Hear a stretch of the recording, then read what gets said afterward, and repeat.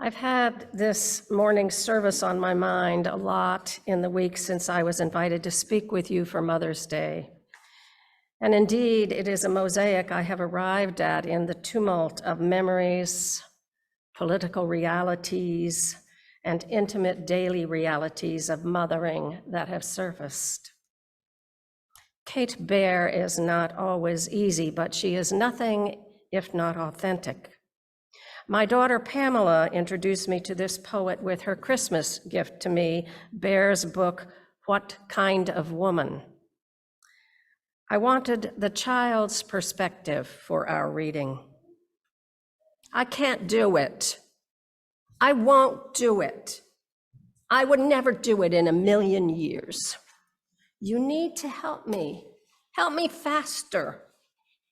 Do it the way I asked you to.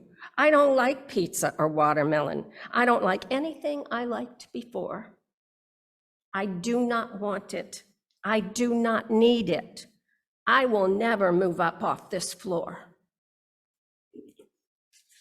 What mother does not know that endearing, quixotic, infuriating child? I will never move up off this floor. What the child does not know is that most mothers of us have been on that floor, never wanting to move either. Kate Bear, in another poem, offers the mother's voice, what mothers say. I am tired. I am sleeping. I am heading up to bed. Is it Tuesday? What's tomorrow? When is the last I slept alone? I am thinking. I am talking. Do you see I'm on the phone? Bring the dishes, find your blanket, put that book back on the shelf. It is bedtime. It is rest time. You need to go and brush again. I am working. I am eating. This is why we bought you toys. Go and play now. Find your brother. Find elsewhere to make your ship. I am angry you're not listening. Please stop crying on the floor. It's a school night. Do your homework. Let me come and scratch your back. I am listening. I can hear you. Thanks for telling me the truth. Let me closer. Let me help you. I am here now. Let me stay. Let me help you. I am here now. Let me stay. Let me stay. In my experience, you are there, staying in times you would love to flee. I have told my psychotherapy clients that perhaps like nothing else, mothering can get you in touch with your capacity for anger. I had times in my mothering of 5 beautiful and amazing children when my anger became terrifying to me. One of my strategies was to break into opera diva soprano at the top of my lungs, singing out all the outrageous, murderous things I wanted to do to my children.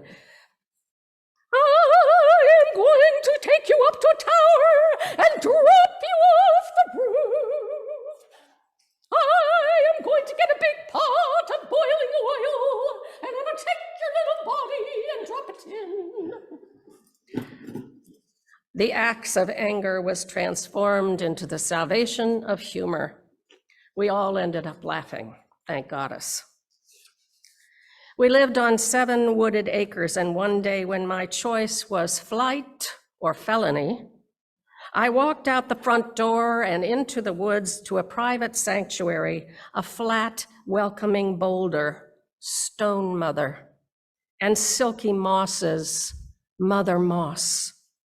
We all need mothers. We need to find them and let them hold our pain.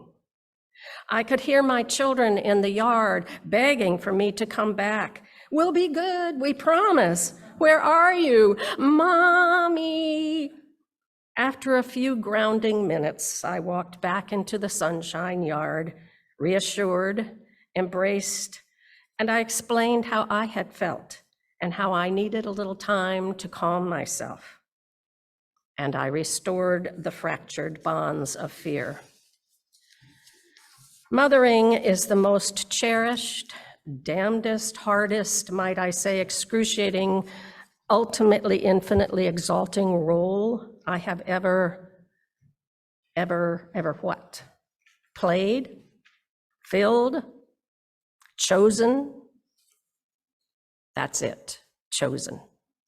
I was blessed through adequate birth control, education, serendipity, and divine timing to have 5 beloved and planned pregnancies and adoptions. And then I married a second time and enveloped 4 more children into a family fold and into my heart. Chosen. Indeed, a blessing. In the 60s, I think I was in the streets as much as I was at home. I took my children to marches and rallies in Portland, Maine, and in DC, where my own mother joined some of the protests, including those for the right to choose. And goddess help us, look where we are now. In a place more politically dictated, medically barbaric toward women in need of care for unplanned pregnancies, incomplete miscarriages, ectopic pregnancies, and uterine cancers than in centuries past. Our work is clearly cut out for us. Even the Catholic Church did not intervene in women's remedies for unplanned pregnancies until the 1850s. And while some states had laws criminalizing women's choice in pregnancy earlier in the 1800s, it was only after the time of quickening, after the mother could feel the fetus move at about 16 weeks. This current reality and everyone's crisis is the historical realm of women and spirit, women and their deepest held beliefs in themselves and in their perceptions of the divine. I will never move up off this floor. Mothering. When our son Kenneth was murdered at 19 in a car crash caused by a young man committing suicide by aiming his vehicle at oncoming cars after he had crossed the interstate median, there was a night when I could not get up off the floor. It was then, lying by a dying fire on the living room rug, that Mother Mary came to this lifelong Unitarian Universalist woman, this grieving stepmother. I felt a presence, an arm embraced my shoulder, heard the words, I know. It is time to go to bed. And she helped me to my feet and walked me up the stairs. Mother Mary. However sentimental her piety has become among Catholics, Mary was this: some wise, rocking, strong, badass woman. Someone trusted to teach, educate, nourish, and discipline the unruly, fiery spirit of a revolutionary young Jesus. Think about that. Since her appearance to me over 40 years ago, Mary has been a vibrant presence in my spiritual life and my prayer practice. Indeed, her cloak is fulsome enough to enfold us all. It might surprise you how comforting it is to wrap it around you. We all need mothers strong enough to hold our grief, and we are in times where grief has become endemic, all-encompassing, humanly universal. The more I see irrational rage and blame, the more I know there is untended grief. One cannot act out of aggrieved entitlement, as so many white males are doing in our times, without having a heart full of grief. A huge part of our nation is acting out of grief and fear-based rage. Mothering asks us to mend and tend, to tend and befriend. There is neurochemical evidence that women respond to stress differently from men, whose fight or flight response is well known. Women respond in clan and community building ways by going to the heart of things, responding with the complex communication of our three body brains: head, heart, and gut. We all have these brain centers, and women are neurologically programmed to respond to crisis out of all three in concert, whereas men respond predominantly through the head and/or gut brain. It is from our most primal, basic biological roots that our instinct, mother's instinct, is to mend, tend, and befriend. It not only heals the little boo-boo, it heals the heartbroken. And we are in a world of massive heartbreak. Studies have been done to answer the question of why, once women are beyond childbearing, has evolution continued to let them live into aging? The answer? Because societies need grandmothers for continuity, for deep knowledge around survival, for the mending and tending, and in so many cases, for the provision of a kind of loving some mothers have been too damaged to provide. The grandmothers whose history can help us find our way in following and moving through the heartbreak. Like the wise grandmother in Louise Erdrich's tale, we know we could kill the hungry deer. Yes, and instead we feed her. We gaze into the eyes of another, and we find through the pain the look of love. Of love. I made a conscious decision here not to talk about parenting, which wasn't even a word when I was first mothering. It makes my heart sing as a mother and a grandmother when I see men, my sons yet, the ones from whom I, as an overwhelmed mother, ran off to my secret boulder, yes, and whose lives I would have saved in a heartbeat by giving up my own. These men who have become so actively involved in rearing their children, they are providing an entirely new vision of fatherhood, becoming a true and integrative balance to the mothering provided by women in their lives. Mothering. We live in times of multiple existential crises. It seems to me our primary focus must be on the mother none of us can live without, our Earth Mother.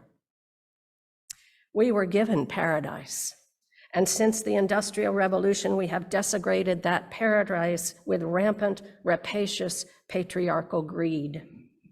We have violated every tenet of the spiritual life Mother Mary's son taught, and for which he ultimately died.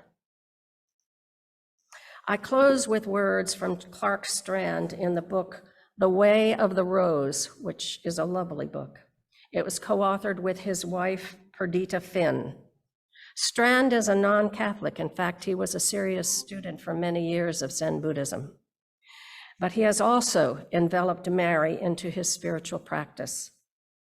Quote, I had spent a lifetime restlessly searching for some spiritual experience that would make sense of a broken world.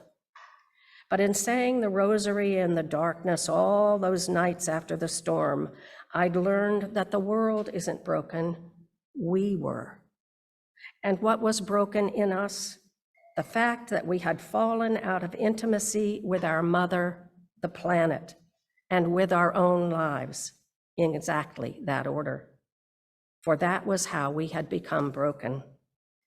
If we could remember our connection to the mother who was always there and always would be there, then we could remember how to live in a way that didn't wreck the planet. And if we could remember that, we could remember who we were and know what we really wanted.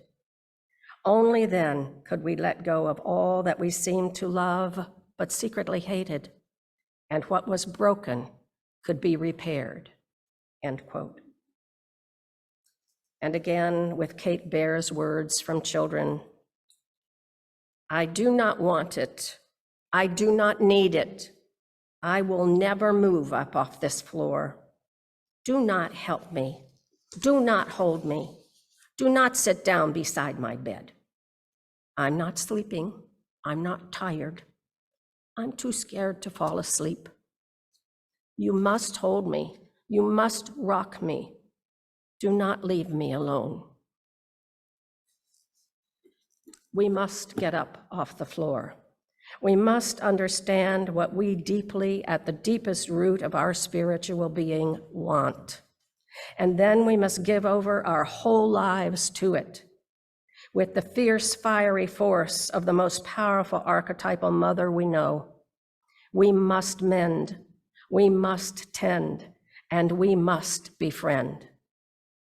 This, my best beloveds, is the spiritual path of what the theologian and colleague Beverly Lanzetta calls the Via Feminina.